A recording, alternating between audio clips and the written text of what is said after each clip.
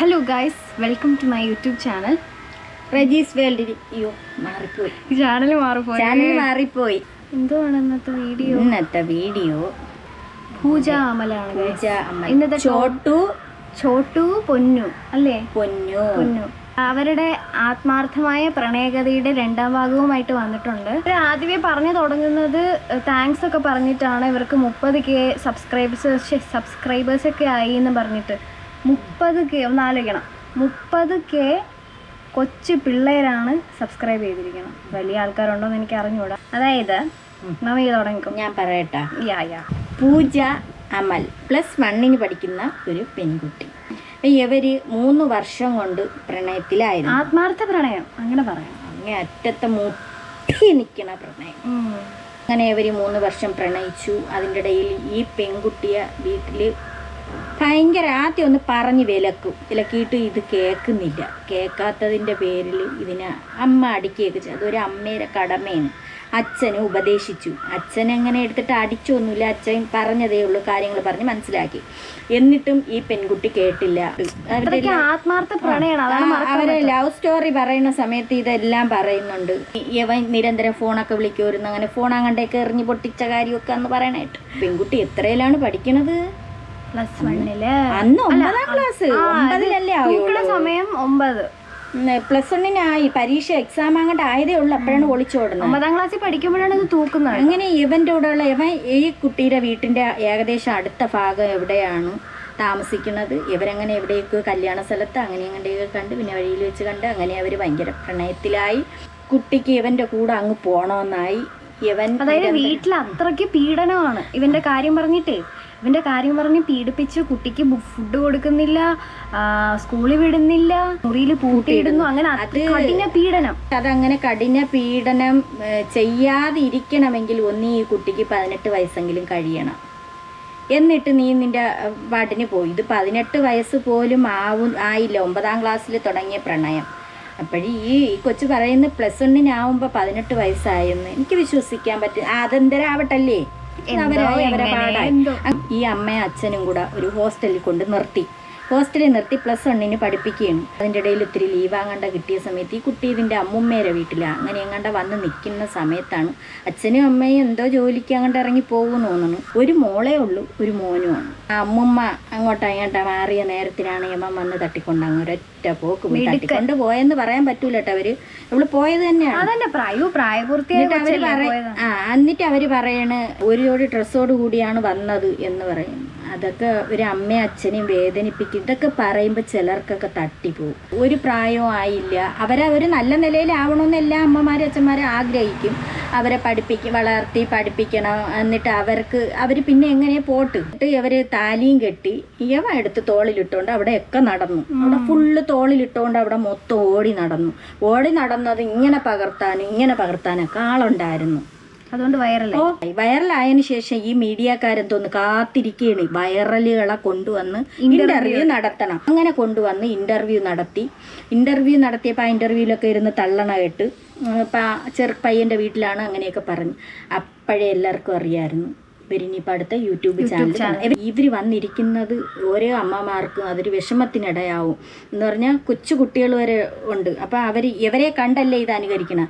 അവരും ഇതുപോലെ പോയി അമ്പലത്തിൽ പോയി ഒളിച്ചോടി താലി കെട്ടിയിട്ട് റീൽസ് ഇട്ട് വൈറലായി വീണ്ടും വന്ന് ഇൻ്റർവ്യൂകളിലിരിക്കൂലേ. ആ ചാനലിൽ കൂടി പറയുന്നത് ഈ കുട്ടി ഇപ്പോൾ പഠിക്കാൻ പോകുന്നുണ്ട്. +1 പരീക്ഷ എങ്ങാണ്ട് എഴുതിയോ എന്തോന്നറിയാമോ. ഈ +2 പറയുന്ന അറിഞ്ഞൂടാ. +2 ആണോന്ന്, ഇനി +1 തന്നെയാണോന്നും അറിഞ്ഞൂടാ. പോകുമ്പോൾ അത്രയും സ്കൂളിൽ കുട്ടികൾ അത്രയും ഓടി വരണം. ചേച്ചിക്ക് സുഖം തന്നെ, ചേട്ടന് സുഖം തന്നെ, ചേച്ചി എനിക്ക് ഇൻസ്റ്റയിൽ ഫോളോ ചെയ്യണം, ചേച്ചി ഭയങ്കര എനിക്ക് ഇൻസ്റ്റയിൽ എങ്ങനെ ഒളിച്ചോടാൻ ചേച്ചി. ഈ കൊച്ചു കുട്ടികൾ അവള് പറയുന്നുണ്ടിരുന്നു, അവളെ വീഡിയോയിൽ പറയുന്നുണ്ട് കൊച്ചു കുട്ടികളാണ് വരണത്, എല്ലാ അമ്മമാരും സൂക്ഷിക്കുക. അങ്ങനെ ഇവരെ ഒരു ലവ് സ്റ്റോറി ആദ്യം ഒന്ന് പറഞ്ഞു, സെക്കൻഡ് പാർട്ടാണ് കുട്ടികൾക്ക് പറഞ്ഞു കൊടുക്കുന്നത്.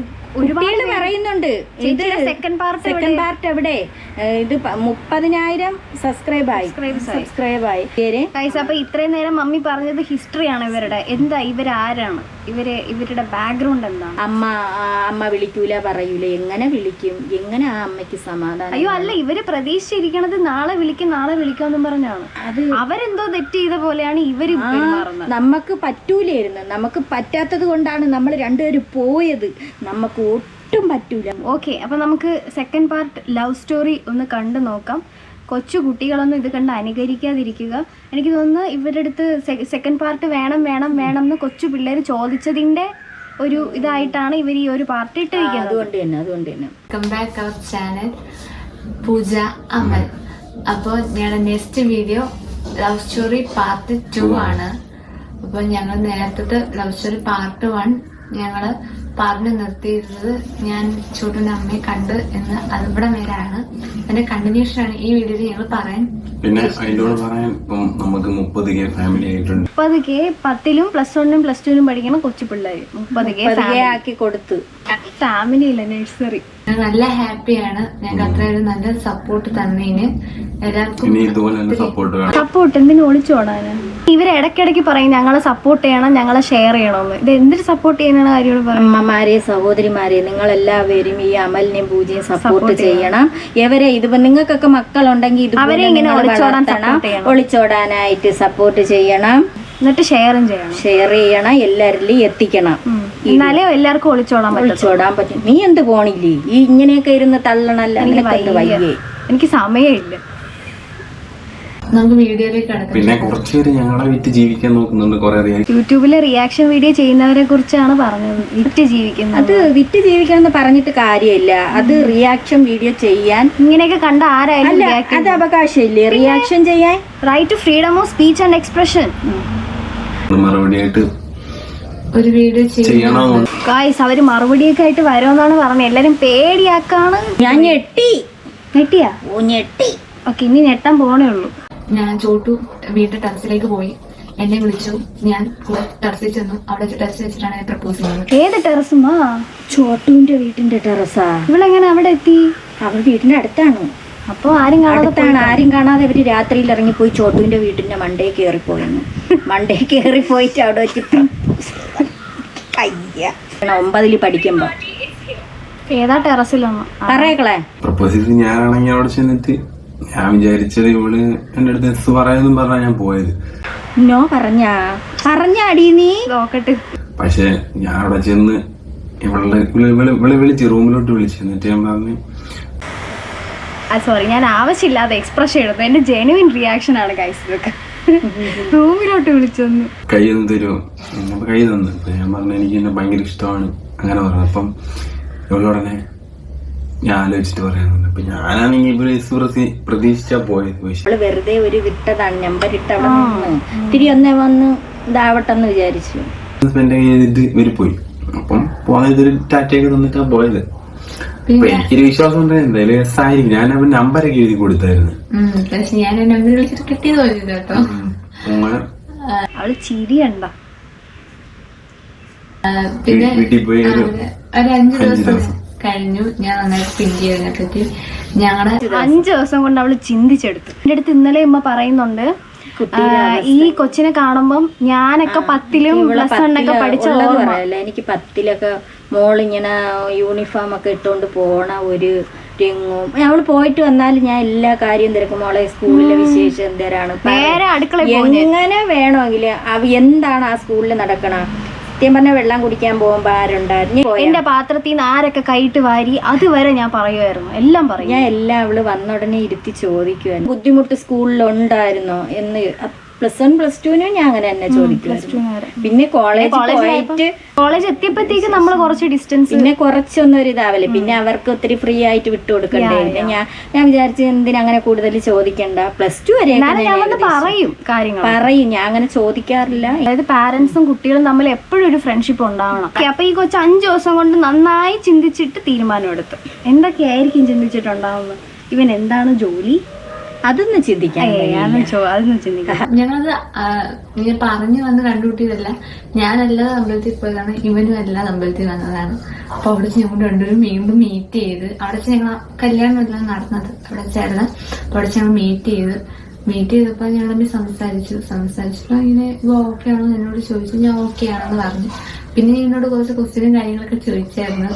ചോദിച്ചത് ഇനി അമ്മയ്ക്കും അച്ഛനും ഒക്കെ ഇഷ്ടം തന്നെ, പിന്നെ എത്ര പേരുണ്ട് വീട്ടിൽ, വീടുണ്ടാ, കൂടുണ്ടാ, നിനക്ക് ജോലിയുണ്ടാ, അങ്ങനെയൊക്കെയുള്ള അടുത്ത വിദ്യാഭ്യാസം ഉണ്ടാ, അവൾ 9ലാണ് പഠിക്കണമെങ്കിലും ആ കുട്ടി എല്ലാ കാര്യവും തിരക്കി. എല്ലാരും ഇങ്ങനെ ഇതിനൊക്കെ ഓക്കെ ആവോ, പിന്നെ നമ്മുടെ ഏജ് ഡിഫറൻസ് അതിനെപ്പറ്റി ഞാൻ ഒത്തിരി ചോദിക്കെടുക്കുക. ഏജ് ഡിഫറൻസ് ഒക്കെ ഡിസ്കസ് ചെയ്യാൻ എത്രാം ക്ലാസ്സിൽ പഠിക്കുന്നത്?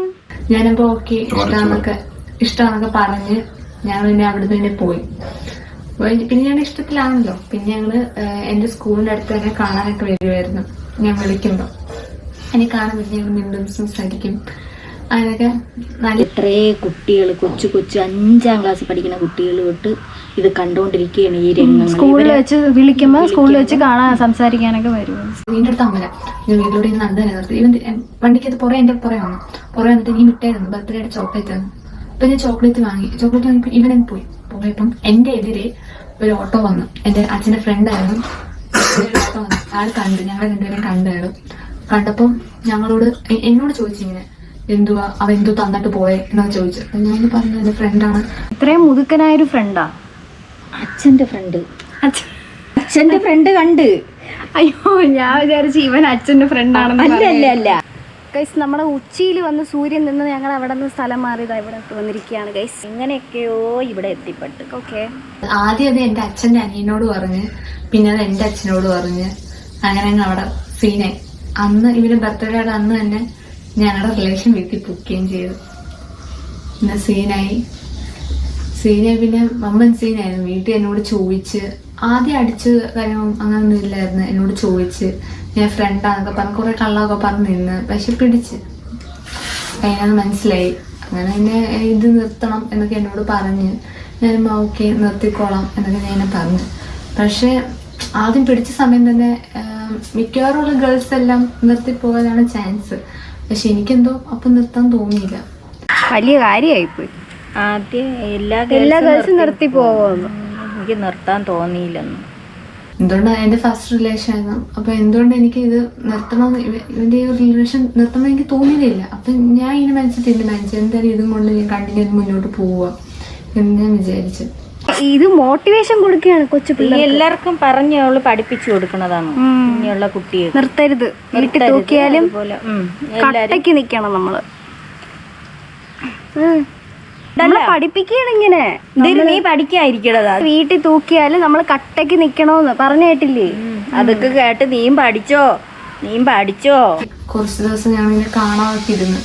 അപ്പം സ്കൂളിൽ ഞങ്ങൾ തന്നെ മീറ്റ് ചെയ്യുമായിരുന്നു. സ്കൂളിൽ ഇവൻ ഈ ടീച്ചറൊന്നും കാണൂലേ സ്കൂളിൽ? നമ്മള് പണ്ടത്തെ ആ മൂക്കൾ ഒലിപ്പിച്ചടങ്ങണ സ്കൂളല്ല ഇപ്പൊ. സ്കൂളൊക്കെ മാറി. സ്കൂളിൽ ചെല്ലുമായിരുന്നു. ഓ, അതാണ്. അതെന്തൊരു പറച്ചില്. ഇപ്പൊ പിള്ളേരെ കയ്യിലൊക്കെ ഫോണാണ് സ്കൂളിലൊക്കെ. ഞാൻ വീട്ടിൽ അതും പിടിച്ച് സ്കൂളിന്റെ അടുത്ത് ഇങ്ങനെ വരുന്നുണ്ട്, സംസാരിക്കുന്നുണ്ടെന്നൊക്കെ പറഞ്ഞു. എന്റെ അച്ഛൻ ഇവരെ പിടിക്കാനായിട്ട് ആ വഴിയൊക്കെ വരെയൊക്കെ ചെയ്ത് കള്ളനും പോലീസും. അച്ഛൻ ചോട്ടുവിനെ അവിടെ എത്രയിട്ട് ഓട്ടിച്ച് പിടിച്ചെന്ന് എനിക്ക് കിട്ടിയില്ല. ചോട്ടു കുഴി ചാടി, ചോട്ടുവിനെ കിട്ടിയില്ല. പോയി വീട്ടിൽ പിടിച്ച്. പക്ഷെ ഞങ്ങളുടെ വീട്ടുകാർക്ക് എന്തോ എന്റെ അച്ഛൻ അറിയായിരുന്നു ഞങ്ങൾ എന്തെങ്കിലും റിലേഷനിലായിരുന്നു. ഞങ്ങളുടെ അച്ഛൻ ഞങ്ങളെ തമ്മിൽ ഒരുമിച്ച് പിടിക്കാൻ വേണ്ടിയിട്ടൊക്കെ ഇങ്ങനെ നിൽക്കും. പക്ഷെ ഞങ്ങളെ തമ്മിൽ കിട്ടത്തില്ലായിരുന്നു. ഇപ്പം പെട്ടെന്ന് എസ്കേപ്പ് ആയിരിക്കും, അതുകൊണ്ട് അതൊന്നും കിട്ടത്തില്ലായിരുന്നു. അങ്ങനെ സീനായി കുറച്ച് നാളിങ്ങനെ പോയിക്കൊണ്ടിരുന്നു. പിന്നെ ചെറിയ ചെറിയ വഴക്കുകളൊക്കെ ഞങ്ങളുടെ റിലേഷൻ വീട്ടിലൊക്കെ ഉണ്ടായി. അങ്ങനെ പിന്നെ ഞാൻ ഒരു വീടിന്റെ ഫ്രണ്ടിൽ കൂടെ കിടന്നു കറക്കുവോ, രാവിലെയും വൈകിട്ടും ട്യൂഷൻ പണിയൊന്നും ഇല്ലല്ലോ. രാവിലെ ഉച്ചയ്ക്ക് രാത്രി ഒക്കെ കറക്കുവാണ് നമ്മുടെ വീട്ടിന്റെ ഫ്രണ്ടില്. എനിക്ക് ചോട്ടുവിനെ അച്ഛൻ ഓട്ടിച്ച് കുഴി ചാടിച്ചത്. ചോട്ടു പിടിയെടുത്തില്ല, കുഴിയിലിരുന്ന് വിളിച്ചത്. അപ്പോഴേക്കാണ് ചോട്ടുവിന്റെ വീട്ടില് തിരക്കണ് ചോട്ടുവിന്. പിന്നെ അങ്ങനെ തള്ളു തുടങ്ങി. അല്ല, അങ്ങനെ കറങ്ങി ഒരു വീട്ടുകാർക്ക് മനസ്സിലായി. അങ്ങനെ പറയാം, അച്ഛനും അച്ഛനും കൂടെ എന്നെ കൊറേ എടുത്ത് വെച്ച് ട്രാപ്പ് ചെയ്ത് നോക്കി. പക്ഷെ കിട്ടി. ട്രാപ്പ് ചെയ്ത എലിയാ. ഇതൊന്നും വേണ്ട, എലിവില്ല് കടിപ്പിച്ച് വെച്ചിരുന്ന പൂജയുടെ വീട്ടിന്റെ അതായത് ഗേറ്റിന്റെ ഫ്രണ്ടിൽ ഒരു ഉമ്മ പറഞ്ഞ സാധനം തോന്നുന്നു എലിവില്ല. അല്ലെങ്കിൽ പന്നിക്ക് കുഴിയെടുത്തിട്ട് പൂജയുടെ അച്ഛന് അബദ്ധം പറ്റി. പന്നിക്കേ അതെ, ആ റോഡിലൊക്കെ കിടന്ന് കറങ്ങണ സമയത്ത് പൂജയുടെ ഗേറ്റിന്റെ ഫ്രണ്ടിൽ ഒരു പന്നി കെണിയല്ലേ, എന്താണ് കെണി ആ, അത് പന്നിക്ക് കെണി വെക്കണത് അവിടെ എവിടെയെങ്കിലും വെച്ചിരുന്നെങ്കിൽ ചോട്ട് അതിനകത്ത് ഇരുന്ന് ഇപ്പൊ എന്തരായാലും ജീവിതം കുഴപ്പമില്ലെന്ന് തോന്നണം. ഇതിൽ കാണിക്കണതാണ് നമുക്കറിഞ്ഞു. നമുക്കിത് നിർത്താൻ കാര്യം ഇത് നീ പറഞ്ഞു പോയാലേ. ഓക്കെ ഗൈസ്, അപ്പൊ ഇതാണ് സംഭവം. ഇത് കുറെ ഉണ്ട്, ഇവരെ സ്റ്റോറി അങ്ങ് നീണ്ടു വേണ്ട എനിക്കിനി കൊച്ചുങ്ങളൊന്നും ഇല്ല. ഒരു അരമണിക്കൂർ നീണ്ട ഒരു സ്റ്റോറിയാണ്. കൊച്ചുങ്ങളൊക്കെ ഉള്ളവരൊക്കെ സൂക്ഷിച്ചോളി, ഇതൊക്കെയാണ് കഥകള്. അവര് നല്ല മോട്ടിവേഷൻ ക്ലാസ് ആണ് കൊടുക്കണത്. ലവ് സ്റ്റോറി പറഞ്ഞ് എല്ലാരും സപ്പോർട്ട് ചെയ്യണം പറയാം. അത് ഈ നമ്മളെ എടുത്ത് വെച്ച് റിയാക്ട് ചെയ്യണം. നമ്മളാരും ഒന്നും പറഞ്ഞിട്ട് കാര്യമില്ല. അമ്മമാർക്ക് മനസ്സിലാവും, മക്കളുള്ള എല്ലാ അമ്മമാർക്കും മനസ്സിലാവും, ഉമ്മമാർക്കും മനസ്സിലാവും, അച്ഛന്മാർക്കും മനസ്സിലാവും. സത്യം. ഈ മക്കളെ നല്ലതുപോലെ വളർത്തണവർക്കേ അതിന്റെ ഇത് അറിയാവൂ, ഇല്ലാത്തവർക്കൊന്നും അറിഞ്ഞുകൂടാ. അതാണ് കാര്യം. അല്ല, എല്ലാ അമ്മമാർക്കും മനസ്സിലാവും ആ ഒരു സിറ്റുവേഷൻ. മീൻസ് ഒളിച്ചോടുന്ന ആ ഒരു സിറ്റുവേഷൻ. അപ്പൊ അതാണ് ഇതിന്റെ ഒരു കിടപ്പ്. അങ്ങനെ എല്ലാരും പൂജാമണി എന്നുള്ള ചാനൽ, പൂജ അമല്, ഞാൻ പൂജാമണി എന്നാണ് അടിക്കപ്പോ അവരെ ചാനൽ വരും. ചുമ്മാ സത്യം. പിന്നെന്തായിരുന്നാ പൂജ അമൽ എന്നാണ് അവരുടെ ചാനലിന്റെ പേര്, പൂജാമണി എന്ന്. ഞാൻ പൂജാമണി എന്നാണ് വിളിക്കുന്നത്. അയ്യോ, ഇതൊന്നും കണ്ട് ആരും അനുകരിക്കാൻ നിൽക്കല്ലേ, പിള്ളേരെ പോയിരുന്നു പഠിക്ക്. അത് സബ്സ്ക്രൈബ് ഒക്കെ ചെയ്യണവർ ചെയ്താൽ മതി. നമ്മൾ അങ്ങനെയൊന്നും യാചിക്കണമൊന്നുമില്ല. നമ്മള് ഒരു ആപ്പ ഉപ്പ ചാനല് നമ്മുടെ ഈ കൂറ വീഡിയോ കണ്ട് ഇഷ്ടപ്പെടുന്നത്. ശരി ഗൈസ്, നമുക്ക് അടുത്ത വീഡിയോയിൽ കാണാം. Bye bye, Tata.